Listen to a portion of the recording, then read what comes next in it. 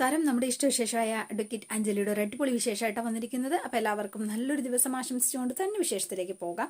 തുടങ്ങുമ്പോൾ തന്നെ കാണുന്നത് രാഘവനുണ്ണിനെയും ഗോവിന്ദനുണ്ണിനെയാണ്. അപ്പോൾ ഗോവിന്ദനുണ്ണി രാഘവനുണ്ണി ഇങ്ങനെ സംസാരിക്കുകയാണ് കേട്ടോ. ഒരു ദിവസമെങ്കിലും കോടതിയുടെ വരാന്തയിലെങ്കിലും കയറി ചെന്നിരിക്കുന്ന ആർക്കും ഈ കാര്യങ്ങളൊക്കെ മനസ്സിലാവുന്ന കാര്യമാണ് എന്ന് പറഞ്ഞു. അപ്പൊ രാഘവനുണ്ണി അടിപടലം തകർന്ന പോലെയാണ് വീട്ടിലേക്ക് തന്നെ എത്തിയിരിക്കുന്നത്. അപ്പോൾ വേഗം തന്നെ ഗോവിന്ദനുണ്ണി ഈ കാര്യങ്ങളൊക്കെ ഇങ്ങനെ ഓർമ്മിപ്പിച്ച് കൊടുക്കുകയാണ്. ഏട്ടാ, ഞാൻ ഒരു കാര്യം കൂടി ഞാൻ അങ്ങ് പറയട്ടെ. ദേ, ഇനിയെങ്കിലും റിയാലിറ്റി ഒന്ന് അക്സെപ്റ്റ് ചെയ്യാനായിട്ട് പഠിക്കുക. അല്ലെങ്കിൽ നാളിതുവരെ കോടതിയിൽ പരാജയം എന്തെന്ന് അറിഞ്ഞിട്ടില്ലാത്ത അഡ്വക്കേറ്റ് രാഘവനുണ്ണി ആദ്യമായിട്ട് പരാജയം എന്തെന്ന് അറിയാൻ പോവാ എന്ന് പറഞ്ഞു. അപ്പൊ വേഗം ഗോവിന്ദൻ ഇങ്ങനെ നോക്കാട്ടോ. ഏട്ടന്റെ അടുത്ത് ഞാൻ എത്ര തവണ ഞാൻ പറഞ്ഞതാണ് ആ ചെറുക്കൻ ഒരിക്കലും ശരിയല്ല എന്ന്. അവൻ മാത്രമല്ല, ആ കുടുംബം പോലും ശരിയല്ല. അതാണ് സത്യം. അതുകൊണ്ട് ഞാൻ എൻ്റെ ഏട്ടന്റെ മുൻപിൽ ഒരു ഹമ്പിൾ റിക്വസ്റ്റ് വെക്കാം. ഈ ബന്ധം നമുക്ക് വേണ്ട, ഈ കല്യാണം ക്യാൻസൽ ചെയ്യട്ടാ എന്നിങ്ങനെ പറഞ്ഞു. അപ്പൊ കുറച്ചു നേരം രാഘവനുണ്ണി ഇങ്ങനെ ആലോചിച്ചോട്ടോ, എന്താണ് ചെയ്യേണ്ടത് എന്നിങ്ങനെ ആലോചിക്കുകയാണ്. അപ്പോൾ വേഗം തന്നെ, അതെ ഏട്ടാ, മറ്റൊന്നും കൊണ്ടല്ല, അർജുൻ നമ്മുടെ പയ്യനല്ലേ, അവനെ നമ്മൾ ആ അഴുക്ക് ചാലിലേക്ക് കൊണ്ടുവന്ന് ഇട്ട് കൊടുക്കണമെന്നാണോ ഏട്ടൻ ഈ പറയണത് എന്ന് ചോദിച്ചു. അപ്പോഴേക്കും ദേണ്ട അങ്ങോട്ടേക്ക് ഒരു വണ്ടി വരികയാണ് കേട്ടോ. ദേ, ഇവളുടെ കൂടെ ഒരു കുറവേ ഉണ്ടായിരുന്നുള്ളൂ. അപ്പൊ ഇനി ഞാൻ ഇവിടെ നിന്നാൽ ശരിയാവില്ല എന്ന് പറഞ്ഞ് ഒരു വണ്ടി വന്ന സമയത്ത് വേഗം തന്നെ കയറിപ്പോവാണ്. മറ്റാരും അല്ല വന്നത്, ദേണ്ട കാവ്യാണ് കേട്ടോ അങ്ങോട്ടേക്ക് വന്നത്. ഇത് കണ്ടപ്പോ തന്നെ ഗോവിന്ദനുണ്ണിക്ക് ആകെ ദേഷ്യമായി.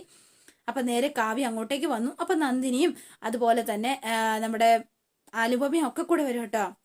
അങ്കിൾ, കാർത്തിക്കിന്റെ കേസ് എല്ലാം തലതിരിഞ്ഞല്ലോ, നമ്മൾ ഇനിയിപ്പോ എന്ത് ചെയ്യും അങ്കിൾ എന്ന് ചോദിച്ചു.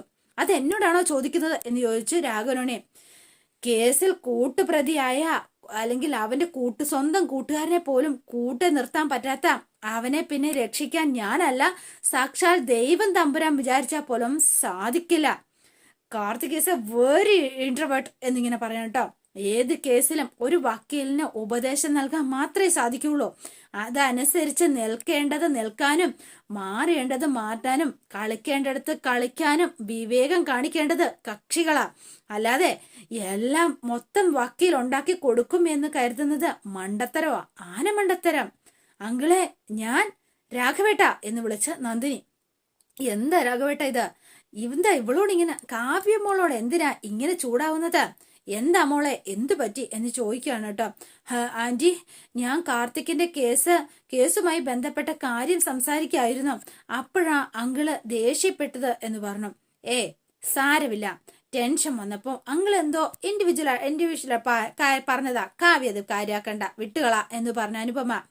അതെ മോളുവാ, അകത്തിരുന്ന് സംസാരിക്കാം എന്ന് പറഞ്ഞ് കാവ്യയും കൂട്ടിക്കൊണ്ട് നന്ദിനി അകത്തേക്ക് പോയി. അപ്പം അനുപമ അവിടെ നിൽക്കുകയാണ് കേട്ടോ. അപ്പം രാഘവനുണ്ണിക്ക് ഭയങ്കര ടെൻഷനാണ് എന്ന് അനുപമയ്ക്ക് മനസ്സിലായി. അപ്പൊ ഇനി ഏരിപ്പൊരു സഞ്ചാരം ബാക്കിയും കൂടെ കൂട്ടണമല്ലോ, എങ്കിലല്ലേ അതിന്റെ ഒരു ഗുമ വരുള്ളൂ എന്നോർത്ത് അനുപമ നേരെ അടുത്തേക്ക് ചെല്ലുകയാണ്. അങ്കിൾ എന്ന് വിളിച്ചു കേട്ടോ. അങ്കിളെ, കാര്യങ്ങളൊക്കെ ഞാനും അറിഞ്ഞു. ഈ മുരളി മാപ്പ് സാക്ഷിയായ സ്ഥിതിക്ക് നമ്മൾ ഇനി എന്തു ചെയ്യും? പണി കുറച്ചൊരല്പം കൂടും എന്നർത്ഥം. ഈസി വാക്ക് ഓവർ എന്ന് എന്താ പറയാ, ആ പ്രതീക്ഷിച്ച കേസ് അത് കോംപ്ലിക്കേറ്റഡ് ആയി എന്നുള്ളത് വാസ്തവം തന്നെയാ. But lesson V R finished എന്ന് പറയണം. ഇതിലും വലിയ പ്രതിസന്ധി രാഘവനുണ്ണി പിടിച്ചു നിന്നിട്ടുണ്ട്. ഇതും എനിക്ക് സർവൈവ് ചെയ്യാവുന്നതേ ഉള്ളൂ. And I will, you don't worry എന്നിങ്ങനെ പറയാണ് കേട്ടോ. അപ്പൊ അതെ, പിന്നെ കാണുന്നത് നമ്മുടെ തരകനെയാണ്. അപ്പൊ തരകൻ ഫോൺ എടുത്ത് നേരെ രാഘവനുണ്ണിയുടെ ഫോണിലേക്ക് വിളിക്കുകയാണ് കേട്ടോ. വേഗം തന്നെ രാഘവനുണ്ണി ഇങ്ങനെ വിഷമിച്ച് നിൽക്കുന്ന സമയത്താണോ, ഹലോ എടോ തരക, പറഞ്ഞു എന്ന് പറഞ്ഞു. എന്താ താൻ വിളിച്ചത് എന്ന് ചോദിക്കണം. സാറേ, സംഗതി പിന്നെയും കുഴപ്പമായല്ലോ സാറേ എന്ന് പറഞ്ഞു. എന്തു പറ്റി? ആ MP കുറുപ്പ് സാറിന്റെ മകനില്ലേ ആ കാർത്തിക്, അയാളുടെ കമ്പനിക്കാരെല്ലാവരൂടി മാപ്പ് സാക്ഷിയായ മറ്റേ ആ പയ്യനെ എടുത്ത് പഞ്ഞിക്കിട്ടു, ആ മുരളിനെ എന്ന് പറഞ്ഞു. ആരെ? മുരളിയോ എന്ന് ചോദിച്ചു. അവനെ തന്നെ. എന്റെ ദൈവമേ സാറേ, പക്ഷെ ആ CI ജാഫർ എല്ലാവരെയും തൂക്കിയെടുത്ത് അതേ സ്റ്റേഷനിൽ കൊണ്ടുവന്നിട്ടുമുണ്ട് സാറേ. ആ മുരളി അവന്മാർക്കെതിരെ സ്ട്രോങ് ആയിട്ട് സ്റ്റേറ്റ്മെന്റ് കൊടുത്തു. കണ്ടിട്ട് കാര്യങ്ങളൊക്കെ കോംപ്ലിക്കേറ്റഡ് ആവുന്ന ഒരു ലക്ഷണമാ. യൂസ്ലെസിന്റെ കാര്യം, കയ്യിൽ മുഴുവൻ തള്ളിക്കൊലത്തരം കാണിച്ചു കൂട്ടുന്നതൊക്കെ ഇവന്റെ ഒരു ഭൂലോക മണ്ടത്തരം. ഇവനെയൊക്കെ ഞാൻ എന്താ ചെയ്യുക? പക്ഷെ പ്രശ്നവും അവിടെയും തീരില്ല സാർ. പിന്നെന്താ പ്രശ്നം? ആ മുരളി ആക്രമിച്ച ആ ഒരു നമ്മുടെ ആ ഒരു ഗ്യാങ്ങിനെ മുഴുവൻ ഒരുത്തൻ വഴിയിലിട്ട് തല്ലി ചതച്ചിട്ടാ പോലീസിന് ഇപ്പോൾ ഹാൻഡ് ഓവർ ചെയ്തു വെച്ചിരിക്കുന്നത്. അത് ചെയ്തത് മറ്റാരുമല്ല സാർ, സാറിന്റെ മോനാ അർജുൻ എന്ന് പറഞ്ഞു. അർജുനോ എന്ന് ചോദിച്ചു. അപ്പോൾ ഒന്ന് ഞെട്ടിത്തരിച്ചു പോയി നമ്മുടെ രാഘവനുണ്ണി കേട്ടോ. അർജുനോ എന്ന് ചോദിച്ചുകൊണ്ട് ഷോക്കായിട്ട് ഇങ്ങനെ നിൽക്കാണ് കേട്ടോ. അപ്പൊ പിന്നെ കാണുന്നത് നമ്മുടെ അഞ്ജലിനെയും ആ എന്താ പറയാ പെണ്ണ് കാണാൻ വന്ന ആ ചെറുക്കനെയാണ് കേട്ടോ. അവർ രണ്ടുപേരും ഇങ്ങനെ മാറി നിന്ന് സംസാരിക്കാണ്. അല്ല, താൻ എന്താ ഒരു PG ചെയ്യാത്തത്? ആഗ്രഹം ഉണ്ടായിരുന്നു. ജീവിതത്തിലെല്ലാം നമ്മൾ കണക്ക് കൂട്ടുന്നത് പോലെ നടക്കണമെന്നൊന്നുമില്ലല്ലോ. യെസ്, യു ആർ റൈറ്റ് എന്ന് പറയുകയാണ് കേട്ടോ. എനിവേ, അല്ല, ഞാൻ തന്നിൽ കണ്ട ഏറ്റവും മികച്ച ക്വാളിറ്റി എന്താണെന്ന് അറിയോ അഞ്ജലിക്ക് എന്ന് ചോദിച്ചു. താൻ വളരെ സെൻസിബിൾ ആയിട്ടാണ് സംസാരിക്കുന്നത്. I appreciate that. ജയകൃഷ്ണന്റെ കാര്യത്തിലും എനിക്ക് അത് തന്നെയാ പറയാനുള്ളത് എന്ന് പറഞ്ഞു. പക്ഷേ ജയകൃഷ്ണനെ പോലെ എഡ്യൂക്കേറ്റഡ് ആയ ഒരു എലൈറ്റ് ഫാമിലിയിൽ നിന്ന് വരുന്ന, ഓഫ് കോഴ്സ് വെൽ സെറ്റിൽഡ് കൂടിയായ ഒരു ചെറുപ്പക്കാരൻ എന്തിനാ രാജാജി നഗർ പിന്നെ ആ കോളനിയില് എന്തിന് പെണ്ണന്വേഷിച്ചു എന്നായിരിക്കും ഇപ്പൊ അഞ്ജലിയുടെ സംശയം. എന്താ ശരിയല്ലേ എന്ന് ചോദിക്കുകയാണ്. ആ, അത് തന്നെ.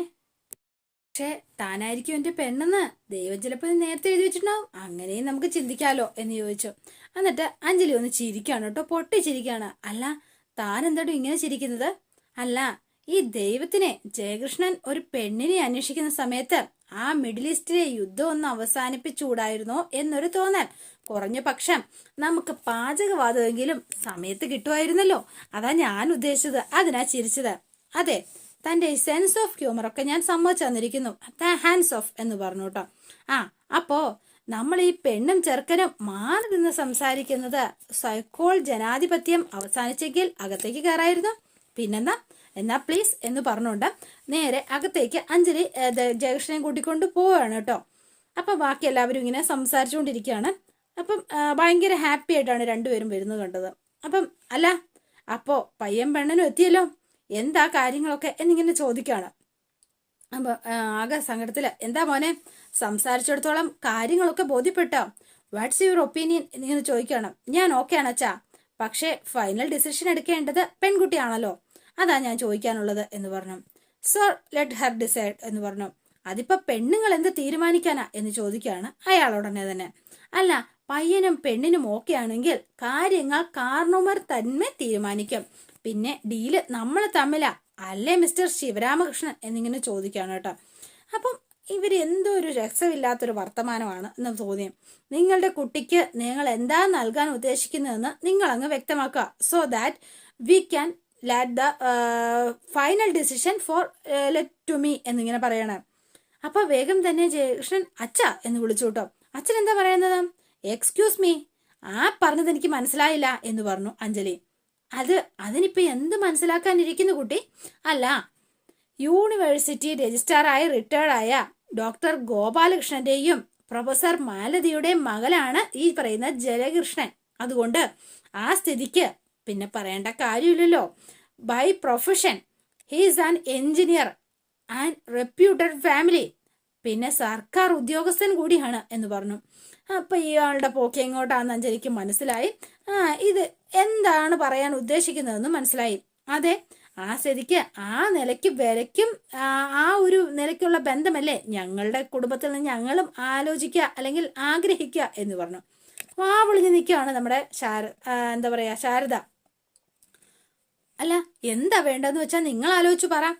അപ്പൊ വേഗം തന്നെ നിങ്ങൾ ആലോചിച്ച് പറഞ്ഞാൽ മതി, എങ്കിൽ ഡീലുമായിട്ട് മുന്നോട്ട് പോവാം. അച്ഛാ പ്ലീസ് ലുക്കിംഗ് ക്വയറ്റ് എന്ന് പറഞ്ഞു. ഇനി അവരൊന്ന് തീരുമാനിക്കട്ടെ എന്ന് പറഞ്ഞ ഇവരിങ്ങനെ നിൽക്കണം കേട്ടോ. എന്തു തീരുമാനിക്കാൻ എന്ന് ചോദിച്ചു അഞ്ജലി. അതെ, നിങ്ങൾ പറയുന്നത് ഡീൽ പ്രകാരം എന്റെ കഴുത്തിലും കാതിലും കയ്യിലുമായി എത്ര കിലോ കിട്ടുമെന്ന് ഞങ്ങൾ വ്യക്തമാക്കണം. That's pocket money. എന്താ ശരിയല്ലേ എന്നിങ്ങനെ ചോദിച്ചു. അപ്പൊ കാര്യങ്ങളൊക്കെ ഏകദേശം വ്യക്തമായി. എല്ലാവരും ഇങ്ങനെ വേർത്തുട്ടോ. നിങ്ങൾക്ക് ആ ഡേറ്റ് അല്ലെങ്കിൽ അത് ഓക്കെ ആണെങ്കിൽ ലെറ്റ്സ് ഹാവ് എ ഡീൽ എന്നാ സാർ ഉദ്ദേശിച്ചത്. അതെ, ഞാൻ അത് തന്നെ വ്യക്തമായി പറഞ്ഞല്ലോ. സോറി, എന്നാ ഞാൻ വ്യക്തമായി ഞാനും പറയാം. യു ജസ്റ്റ് ഗെറ്റ് ഔട്ട് എന്നിങ്ങനെ പറയാണ് കേട്ടോ. ക്ലിയർ ഗെറ്റ് ഔട്ട് എന്ന് പറഞ്ഞു. അപ്പൊ കാര്യങ്ങളൊക്കെ മനസ്സിലായി. അഞ്ജലി എന്ന് വിളിച്ചു. സോറി മിസ്റ്റർ ജയകൃഷ്ണൻ, ഇതിൽ ഇടപെടരുത് എന്ന് പറഞ്ഞു. അച്ഛാ പ്ലീസ് എന്ന് പറഞ്ഞു ശിവരാമൻ അഞ്ജലി എന്ന് വിളിച്ചപ്പോഴത്തേനും വേഗം. 1961 ഡൗറി പ്രൊവിഷൻ ആക്ട് അനുസരിച്ച് 6 മാസം മുതൽ 2 വർഷം വരെ തടവും 10,000 രൂപ വരെ പിഴയും വാങ്ങിത്തരാം. വേണമെങ്കിൽ എനിക്ക്. ഇപ്പൊ സാറിന് ചിലപ്പോ മനസ്സിലായി കാണുമായിരിക്കും ആ പ്രൊഫസർ അദ്ദേഹത്തിന് എന്നിങ്ങനെ ചോദിച്ചു. എന്താ ഞാൻ എന്താ കോടതി പോണോ? അതെ, എന്താടോ ഞങ്ങളെ അപമാനിക്കാനാണോ ഇങ്ങോട്ട് എഴുന്നള്ളിച്ചത്? അതെ, എന്താടോ എന്നിങ്ങനെ ചോദിച്ച് ബ്രോക്കറോട് തട്ടിക്കയറാണ്. ഹലോ സർ, നമ്മൾ തമ്മിലാ സംസാരം എന്ന് അഞ്ജലി വേഗം പറഞ്ഞു. അതെ, ഇടി മോളെ നീ ഒന്ന് മിണ്ടല്ലേ എന്ന് പറഞ്ഞു ശ്യാമള. വേഗം തന്നെ അമ്മ മിണ്ടല്ല എന്ന് പറഞ്ഞു അഞ്ജലി. നിങ്ങൾക്കും നിങ്ങളുടെ ഭാര്യയ്ക്കും ഞാൻ ഒരു ഒറ്റ മിനിറ്റ് സമയം തരാം. അതിനുള്ളിൽ സ്വന്തം മോനെ വിളിച്ചോണ്ട് ഇവിടുന്ന് വേഗം സ്ഥലം വിട്ടോണം. ഈ പരിസരത്ത് കണ്ടുപോയേക്കരുത് എന്ന് പറഞ്ഞു അഞ്ജലി. അപ്പൊ അഞ്ജലി പ്ലീസ് നമുക്ക് കാര്യങ്ങൾ സമാധാനപരമായിട്ട് എന്ന് പറഞ്ഞ് ജയകൃഷ്ണൻ അഞ്ജലിനെ ഭയങ്കര ഇഷ്ടപ്പെട്ടു. അത് തന്നെയാണ് കാര്യം. ജയകൃഷ്ണൻ എന്ന് പറഞ്ഞു, തന്റെ മുന്നിൽ വെച്ച് തന്റെ അച്ഛനോടും അമ്മയോടും ഇങ്ങനെ മിസ്ബിഹേവ് ചെയ്യേണ്ടി വന്നതിൽ എനിക്ക് വളരെ ഖേദമുണ്ട് എന്ന് തന്നെ പറഞ്ഞു കേട്ടോ. അപ്പൊ മാന്യമായി സംസാരിച്ച ജയകൃഷ്ണനോട് ആക്ച്വലി ഞാൻ എന്ന് പറഞ്ഞു. മതി, നിർത്ത്. ഇത്രയും അഹങ്കാരമായിട്ടുള്ളൊരു പെണ്ണുമായിട്ട് ഞങ്ങൾക്ക് യാതൊരു ബന്ധവും വേണ്ട, വാ ഇറങ്ങ എന്ന് പറഞ്ഞ് അച്ഛനും അമ്മയും കൂടി അവിടെ നിന്ന് ഇറങ്ങുക. വാ ഇങ്ങോട്ട്, ഇറങ്ങട ഇങ്ങോട്ട് എന്ന് പറഞ്ഞ് ഇവരെയും കൂട്ടിക്കൊണ്ട് നേരെ അങ്ങോട്ടേക്ക് ഇറങ്ങി അങ്ങ് പോവാണ് കേട്ടോ. അപ്പം ശ്യാമളയും ശിവരാമനും പുറകെ തന്നെ ചെല്ലുകയാണ് കേട്ടോ. ഷോ എന്തായിരിക്കും. അപ്പം നമ്മുടെ ബ്രോക്കറും അങ്ങോട്ടേക്ക് ചെന്നു. പക്ഷേ എങ്കിൽ എന്തോ ജയകൃഷ്ണന് ഭയങ്കര ഇഷ്ടമായി അഞ്ജലിനെ. എല്ലാ കാര്യങ്ങളും തകർത്തത് അച്ഛൻ്റെയും അമ്മയുടെയും ആ വർത്തമാനമായിരുന്നു എല്ലാത്തിനും കാരണം കേട്ടോ. അപ്പൊ ഇവര് ആ വണ്ടിയിൽ കയറി ഇവരെല്ലാവരും കൂടി അങ്ങോട്ടേക്ക് പോവാണ്. അഞ്ജലി നേരെ അകത്തേക്കും കയറി അങ്ങ് പോയി. പിന്നെ കാണുന്നത് നമ്മുടെ അർജുനെയാണ്. അപ്പൊ അർജുൻ നേരെ വീട്ടിലേക്ക് എത്തി കേട്ടോ. അപ്പൊ ഫോണൊക്കെ വിളിച്ചുകൊണ്ടാണ് ആളകത്തേക്ക് കയറി വരുന്നത്. അപ്പൊ ഇതേണ്ട രാഘവനുണ്ണി അവിടെ നിൽപ്പുണ്ട്. എടാ ഞാൻ വെക്ക്, നീ വെക്ക്, അല്ലെങ്കിൽ ഞാൻ പിന്നെ വിളിക്കാം എന്ന് പറഞ്ഞ് അച്ഛനെ കണ്ടപ്പോൾ തന്നെ ഫോൺ വെച്ചു. രാഘവനുണ്ണി കൈ നീട്ടി അവിടെ നിൽക്കാണ്. നീ ആരാന്നാടാ നിന്റെ വിചാരം? അച്ഛാ ഞാനത്, അതെ അച്ഛൻ തന്നെയാണ് ഞാൻ. നീ എൻ്റെ മകനും. ആ സ്ഥിതിക്ക് ആ അധികാരത്തിൽ തന്നെയാ ഞാൻ നിന്നോടിപ്പോ ചോദിക്കുന്നത്. നീ എന്ത് കണ്ടിട്ടാ എൻ്റെ കണ്ണിലിങ്ങനെ വിരൽ കുത്തി ഇളക്കിക്കൊണ്ടിരിക്കുന്നതെന്നാ ചോദിച്ചത്. LLB കഴിഞ്ഞ് അത് കഴിഞ്ഞിട്ട് അതിന്റെ പണിക്ക് പോകാതെ കൃഷിയാണ് കോപ്പാണെന്ന് പറഞ്ഞ് ഇങ്ങനെ കറങ്ങി നടക്കുന്ന നീ എന്നു മുതലാടാ ഈ വീടിന്റെ ലോ ആൻഡ് ഓർഡർ മുഴുവൻ കൈകാര്യം ചെയ്യാൻ തുടങ്ങിയത്? നീ ആരാന്നാ വിചാരിച്ചിരിക്കുന്നത്? ഭരത്ചന്ദ്രൻ IPS അതോ പാവങ്ങളെ പറന്നു ചെന്ന് രക്ഷിക്കുന്ന സ്പൈഡർമാനോ സൂപ്പർമാനോ വല്ലാണോ? മനസ്സിലായി? മുരളി ആക്രമിച്ചവരെ ഞാൻ കൈകാര്യം ചെയ്തതാണ് ചൊടിപ്പിച്ചതെങ്കിൽ എനിക്ക് അച്ഛന്റെ മുന്നിൽ ബോധിപ്പിക്കാൻ ഒരൊറ്റ കാരണേ ഉള്ളൂ. അത് പത്മയാണ് എന്ന് പറഞ്ഞു. പത്മയ്ക്ക് വേണ്ടിയിട്ട് തന്നെയാ ഞാനത് ചെയ്തത് എന്ന് പറഞ്ഞു. എന്നെ സംബന്ധിച്ചിടത്തോളം ദീപ്തിയും പത്മയും രണ്ടല്ല, ഒന്നാ. She's like my sister. എനിക്ക് അവളെ ഭയങ്കര ഇഷ്ടമാണ്. ആ പത്മയെ ഒരു തെമ്മാടിയെ ഉപദ്രവിച്ചപ്പോ അച്ഛൻ അവൾക്കൊപ്പം അല്ല നിന്നത്. ആ റാസ്കലിന്റെ വക്കാലത്ത് ഏറ്റെടുത്ത് കോടതിയിലെ പത്മയെ ദുർനടപ്പുകാരിയായി ചിത്രീകരിക്കാനാ അച്ഛൻ ശ്രമിച്ചത്. പത്മയ്ക്ക് നീതി കിട്ടാൻ വേണ്ടിയിട്ടുള്ള ഈ യുദ്ധത്തില് അവൾക്കെതിരായിട്ട് ആര് വന്നാലും ഞാൻ ഇതേ രീതിയിൽ തന്നെയായിരിക്കും ഇനിയും ഞാൻ പ്രതികരിക്കുക. അതിനിപ്പോ എൻ്റെ അച്ഛനാണെങ്കിലും ശരി എന്നുകൂടി അർജുൻ ചേർത്തു. അതുകൊണ്ട് എൻ്റെ നിലപാടിൽ ഒരു മാറ്റവും ഉണ്ടാവാനും പോകുന്നില്ല എന്ന് പറഞ്ഞു. അപ്പോ ശരി എന്നാ ആയിക്കോട്ടെ. അപ്പോ അതാണ് സാറിന്റെ നിലപാടെങ്കിൽ ഇനി അങ്ങോട്ട് സാറും ഞാനോടെ ഒരു കൂരയ്ക്ക് കീഴിൽ താമസിക്കണോ വേണ്ടയോ എന്ന് എനിക്കൊന്നുകൂടി ആലോചിക്കേണ്ടി വരും. എതിർപക്ഷക്കാർ ഒരു കൂരയ്ക്ക് കീഴിൽ താമസിക്കുന്നത് ആപത്താ. അച്ഛൻ എന്ത് വേണമെങ്കിലും ആലോചിക്കാം, എന്ത് തീരുമാനം വേണമെങ്കിലും നടപ്പിലാക്കാം. ഞാൻ പറയാനുള്ളത് പറഞ്ഞു. എന്റെ നിലപാടിൽ ഒരു മാറ്റവും ഇല്ല എന്ന് പറഞ്ഞു. എന്റെ പൊന്നു മോനെ അർജുനെ, നീ കാണിക്കുന്നത് ആവേശാണ്, അഹങ്കാരവാ. മനസ്സിലായോ നിനക്ക്? പൊന്നുമോന് ദുഃഖിക്കേണ്ടി വരും, ഒരുപാട് ദുഃഖിക്കേണ്ടി വരും എന്ന് ഇങ്ങനെ പറയുകയാണ് കേട്ടോ. അപ്പോഴേക്കും അഭി അങ്ങോട്ട് വന്നിട്ട് ദുഃഖിക്കേണ്ടി വരുന്നത് അവനല്ല അച്ഛനാ എന്ന് പറഞ്ഞുകൊണ്ട് അഭി നേരെ അന്നേരത്തിന് തിരിഞ്ഞ് അങ്ങോട്ടേക്ക് വന്നു. രണ്ട് മക്കളും നേരെ നമ്മുടെ രാഘവനുണ്ണിക്ക് എതിരായിട്ട് തന്നെയാണ് സംസാരിക്കുന്നത്. ഈ വീട്ടിലെ പെണ്ണുങ്ങൾ പറയുന്ന കേട്ടിട്ടാ അർജുന്റെ മേൽ കുതിര കയറുന്നത്. എങ്കി കേട്ടോ, അതുകൊണ്ടാ അച്ഛന് ഭാവിയിൽ ദുഃഖിക്കേണ്ടി വരുന്നത് എന്ന് പറഞ്ഞു. ഓ, സ്വന്തം ഭാര്യയോടുള്ള ചൊരുക്ക് തീർക്കാനായിട്ടായിരിക്കും അർജുന്റെ വക്കാലത്ത് ഏറ്റെടുത്തോണ്ട് നീ വരുന്നത്. ഞാൻ ആരുടെയും വക്കാലത്ത് ഏറ്റെടുത്തിട്ടില്ല, എടുക്കാൻ ഉദ്ദേശിക്കുന്നതുമില്ല എന്ന് പറഞ്ഞു അഭി. പിന്നെ പക്ഷെ ഒന്നുണ്ട്, അഭുദയയുടെ കാംക്ഷിയുടെ വേഷവും കെട്ടി അച്ഛൻ്റെ കൂടെ കൂടിയിരിക്കുന്നവർ തന്നെയാണ് അച്ഛനെ ആപത്തിലേക്ക് കൈപിടിച്ച് നടത്താൻ പോകുന്നത്. ആ കൂട്ടത്തിൽ എൻ്റെ ഭാര്യ എന്ന് കിടക്കുന്ന സ്ത്രീകളുമുണ്ട്. അത് പറയാൻ എനിക്ക് ഒരു മടിയുമില്ല. മതി, എനിക്ക് വേണ്ടത് ഉപദേശങ്ങളല്ല, എൻ്റെ തീരുമാനങ്ങൾ നടപ്പിലാക്കാൻ എനിക്കൊപ്പം നിൽക്കുന്നവരെയാ എനിക്ക് വേണ്ടത് എന്ന് പറഞ്ഞു രാഘവനുണ്ണി. അതിനൊരുക്കം അല്ലെങ്കിൽ അവരാരായാലും അവർക്ക് ഈ വീട്ടിൽ സ്ഥാനമുണ്ടായിരിക്കില്ല എന്ന് അഭിയോടും അർജുനോടും പറയണം. അതിപ്പോൾ ചേട്ടനാണെങ്കിലും ശരി, അനുജനാണെങ്കിലും ശരി എന്ന് രാഘവനുണ്ണി ഇങ്ങനെ പറയണം. ആൻഡ് മൈൻഡ് ഇറ്റ് എന്നുകൂടി എന്താ പറയുക, വാണിംഗ് കൊടുക്കണം. This is my final warning to both of them എന്നുകൂടി ഇവർക്ക് രണ്ടു പേർക്കും വാണിംഗ് കൊടുത്തിട്ട് രാഘവനുണ്ണി അകത്തേക്കൊക്കെ കയറിപ്പോവാണ് കേട്ടോ. അപ്പൊ അർജുനോട്, അതെ, അഡ്വക്കേറ്റ് രാഘവനുണ്ണിയെ പോലെ വരച്ച വരയിൽ നിർത്തി ചോദ്യം ചെയ്യാനൊന്നും എനിക്കറിയില്ല. എന്നായിരുന്നാലും ഒരു ചോദ്യത്തിനുള്ള എനിക്ക് ഉത്തരം കിട്ടിയാൽ കൊള്ളാമായിരുന്നു എന്ന് പറഞ്ഞു. അല്ല, പത്മയ്ക്ക് നീതി വാങ്ങിക്കൊടുക്കാനെന്ന് പറഞ്ഞ് നീ കാണിച്ചു കൂട്ടുന്ന പരാക്രമങ്ങൾ ഉണ്ടല്ലോ, അത് ശരിക്കും പത്മയെ സഹായിക്കാനാണോ അതോ സഹായിക്കാനെന്ന പേരിലുള്ളില് അവളോടൊപ്പം കൂടി പത്മയുടെ വക്കീലിനെ പ്രേമിക്കാനാണോ? എന്താ നിന്റെ പരമമായ ഉദ്ദേശം? അത് നീ ഒന്ന് തുറന്നു പറ എന്നിങ്ങനെ പറഞ്ഞു.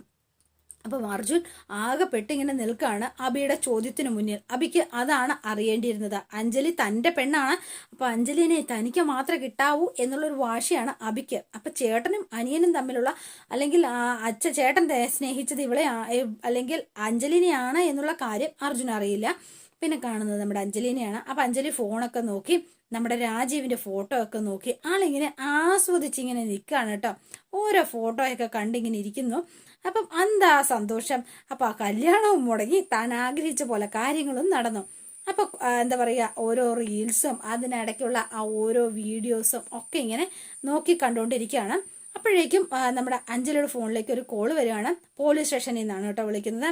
ഹലോ, അഡ്വക്കേറ്റ് അഞ്ജലി അല്ലേ? അതെ, ഇത് ടൗൺ പോലീസ് സ്റ്റേഷനിൽ നിന്നാണ് വിളിക്കുന്നത് എന്ന് പറഞ്ഞു. എന്താ സാർ, ഇന്നലെ നിങ്ങൾ ഒരു അടിപിടി കേസ് ഒരു ചെറുപ്പക്കാരനെ റിപ്പോർട്ട് ചെയ്ത് വെച്ചിട്ടില്ലായിരുന്നോ? ആ അതെ, ചെയ്തിരുന്നു. ആ, അതുമായി ബന്ധപ്പെട്ട് ഒരു സ്റ്റേറ്റ്മെന്റ് എടുക്കാനുണ്ടായിരുന്നു എന്ന് പറഞ്ഞു. നാളെ രാവിലെ സ്റ്റേഷൻ വരെ ഒന്ന് വരാൻ പറ്റുമോ? അത് അറിയിക്കാൻ വേണ്ടിയിട്ടാണ് വിളിച്ചത് എന്ന് പറഞ്ഞു. ശരി സാർ, ഓക്കെ ഓക്കെ എന്ന് പറഞ്ഞു ഫോൺ വെച്ചു. അപ്പം അഞ്ജലിനെ അടിച്ച് ആളെ എന്ന് പറഞ്ഞിട്ടുണ്ടല്ലോ, അയാൾക്ക് വേണ്ടിയിട്ട് സ്റ്റേറ്റ്മെന്റ് എടുക്കാനായിട്ടാണ്. അപ്പം ഈ സമയത്താണ് നമ്മുടെ ആര്യ അങ്ങോട്ടേക്ക് ചെല്ലുന്നത്. അപ്പം ആര്യ അവിടെ ചെന്ന് ഇങ്ങനെ നോക്കിയിരിക്കുകയാണ്. അപ്പം നോക്കുമ്പോൾ ഫോണിൽ നമ്മൾ രാജീവിൻ്റെ ഫോട്ടോ ഒക്കെ കണ്ട് ആസ്വദിച്ചിങ്ങനെ ഇരിക്കുകയാണ്. അവിടെ ചെന്ന് നീ എന്താ കഴിക്കാൻ വരാതിരുന്നത് എന്ന് ചോദിച്ചു. പ്രതിഷേധ നിരാഹാരം മറ്റോ ആണോ ഉദ്ദേശിക്കുന്നത്? വിശപ്പില്ലായിരുന്നു ചേച്ചി, അതാ വരാഞ്ഞത് എന്ന് പറഞ്ഞു. സന്തോഷം. അപ്പോ ഞാൻ കരുതിയതുപോലെ പെണ്ണ് കാണാൽ ചടങ്ങ് കുളമായതിന് അമ്മായി വഴക്ക് പറഞ്ഞതിനുള്ള പ്രതിഷേധമല്ല. അതിപ്പോ പെണ്ണ് കാണൽ ഇങ്ങനെ അവസാനിക്കുമെന്ന് എനിക്ക് നേരത്തെ തന്നെ അറിയാവുന്ന കാര്യമായിരുന്നു. അതിപ്പോ വലിയ കാര്യമുള്ളതൊന്നുമല്ല, ഞാൻ അപ്പം തന്നെ അത് മറന്നു. എന്നാ പിന്നെ നിനക്ക് വിഷമിക്കാൻ ഒരു കാരണേ ഉള്ളൂ, അത് രാജീവായിരിക്കും. അല്ല, ആര് പറഞ്ഞു എന്നിങ്ങനെ ചോദിച്ചോ എന്ന് ഞാൻ തന്നെയാ പറഞ്ഞത്, മനസ്സിലായില്ലേ നിനക്ക്? പിന്നെ അതെന്താ ചേച്ചി അങ്ങനെ സംസാരിച്ചത് എന്നിങ്ങനെ ചോദിക്കുകയാണ്.